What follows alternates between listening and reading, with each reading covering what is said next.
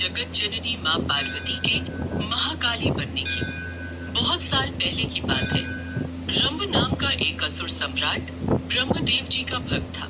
एक दिन वो ब्रह्मदेव जी की तपस्या में विलीन था कि तभी देवराज इंद्रदेव ने धोखे से उसे मार। अगले जन्म में उसने रक्त बीज के रूप में जन्म लिया और फिर से ब्रह्मदेव जी की घोर तपस्या की।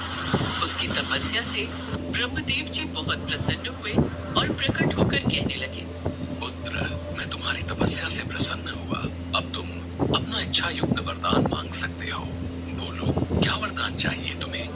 हे प्रभु, मुझे ऐसा वरदान दीजिए, युद्ध भूमि में मेरा जितना भी रक्त गिरे, उनसे मेरे जैसे ही रक्त बीज पैदा हो जाए, जो शत्रु से वीरता के साथ युद्ध कर सके। तथास्तु। ब्रह्मा जी से ऐसा वरदान पाकर रक्त बीज महाबलशाली और अत्याचारी बन जाता है। अपने महाबली और ताकतवर होने के घमंड में वो एक बार माँ पार्वती से युद्ध करने के लिए आता है। तब रक्त बीज से युद्ध करने के लिए महाकाली प्रकट होती है। मैं शक्तिशाली असुर ब्रह्मदेव से मिले वरदान की वजह से कोई मुझे मारना तो दूर, बल्कि पराजित तक नहीं कर सकता। तुम्हारे लिए तो मेरी सेना ही काफी है।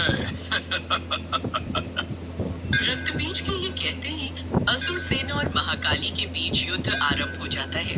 लेकिन रक्त बीज महाकाली पर प्रहार न करके छल से जगत जननी पर प्रहार करने लगता है। असंभव, असंभव, मेरे प्रहार से बच पाना असंभव है जगत जननी। रक्त बीज को ऐसा करता देख महाकाली प्रचंड रूप धारण कर लेती है। उनकी आंखों से अंगारे बरसने लगते हैं और वो रक्त बीज को ललकारते हुए कहती है, रक्त बीज, अब तुझे इस महाकाली के क्रोध से कोई नहीं बचा सकता। ये कहते ही महाकाली रक्त बीज पर शक्तिशाली प्रहार करने लग जाती है और रक्त बीज के शरीर से रक्त की बूंदें जमीन पर गिरने लगती है। उसके रक्त की हर एक बूंद से एक नया रक्त बीज उत्पन्न होने लगता है। ये देख महाकाली हैरान रह जाती है। मुझे मारना असंभव है। जब तक मेरे शरीर में रक्त की एक भी बूंद बची रहेगी, तब तक मुझे कोई नहीं मार सकता। रणभूमि में भयंकर युद्ध लगातार चलता रहता है और रक्त बीज के रक्त की बूंदों से हजारों लाखों रक्त बीज उत्पन्न होने लगते हैं। तभी जगत जननी माँ महाकाली से कहती है, हे काली, तुम जल्दी से इसके रक्त की बूंदों को अपना आहार बना लो। जगत जननी के इतना कहते ही महाकाली के क्रोध की ज्वाला फूट पड़ती है और वो जोर से ललकारते हुए कहती है, आओ आओ, सब के सब इधर आओ और मेरा आहार बनो। अपने रक्त से मेरी क्षुधा शांत करो। इसके बाद महाकाली एक एक करके सभी रक्त बीजों को अपना आहार बना लेती है और अंत में रक्त बीज का गला काट उसको अपने खप्पर में रख लेती है और उसके रक्त को पी लेती है। रक्त बीज का अंत हो जाता है, किंतु महाकाली का क्रोध शांत नहीं होता। उनके क्रोध की ज्वाला आसमान को छूने लगती है और महाकाली कहती है, अभी मुझे और रक्त चाहिए और चाहिए। अभी मेरी क्षुधा शांत नहीं हुई है। मुझे रक्त दो, मुझे रक्त पीना है। ये कहते हुए महाकाली देवी देवताओं को अपना आहार बनाने के लिए आगे बढ़ती है। ये देख सभी देवी देवता घबरा जाते हैं और हाहाकार करने लगते हैं। अरे, महाकाली तो हमारी ही रक्त की प्यासी हो रही है। वो तो हमारी ही ओर चली आ रही है। बचाओ, बचाओ।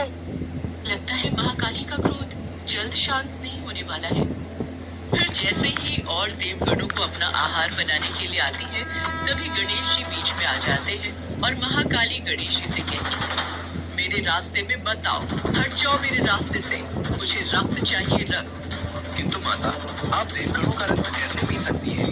कृपया करके अब आप शांत हो जाइए। गणेश की बातों का महाकाली पर कोई असर नहीं और वो गुस्से में गणेश जी पर प्रहार करने के लिए अपना शस्त्र उठा लेती है। महाकाली का ऐसा रूप देखकर सभी देवगण डर जाते हैं और वो जल्दी से विष्णु और ब्रह्मा की शरण में जाते हैं। हे ब्रह्मा, हे विष्णु, हमें महाकाली के क्रोध से बचाओ। रक्त बीज का रक्त पीते पीते महाकाली अब हमारे रक्त की प्यासी हो गई है।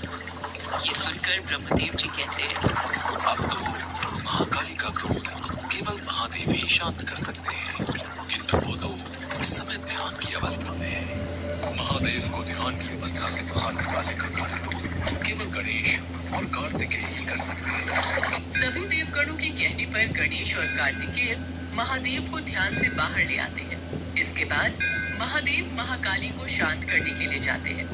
अब शांत भी हो जाओ देवी, क्योंकि जिस उद्देश्य के लिए तुमने ये विकराल प्रचंड रूप लिया था, अब वो पूरा हो चुका है। रक्त बीज का अंत हो चुका है। किंतु महाकाली महादेव की बातों को अनसुना कर क्रोध की अग्नि में जलती रहती है और उनको नजरअंदाज कर आगे बढ़ने लगती है। महाकाली का गुस्सा शांत न होता देख महादेव उनके मार्ग में लेट जाते हैं और तभी अचानक महाकाली अपना पैर महादेव की छाती पर रख देती है। किंतु जैसे ही नीचे देखती है उनका हृदय चीख उठता है। तभी उनकी जीभ बाहर आ जाती है और वो कहती है, हे महादेव, मुझे क्षमा कर दे, ये तो मुझसे बहुत बड़ी भूल हो गई। ये कहते ही महाकाली को वास्तविकता का एहसास हो जाता है और उनका क्रोध शांत हो जाता है। उन्हें शांत देख सभी देवी देवता खुश हो जाते हैं और जोर जोर से महाकाली की जय जयकार करने लगते हैं। जय माँ काली, जय माँ काली, जय माँ जगत जननी पार्वती की, जय माँ काली।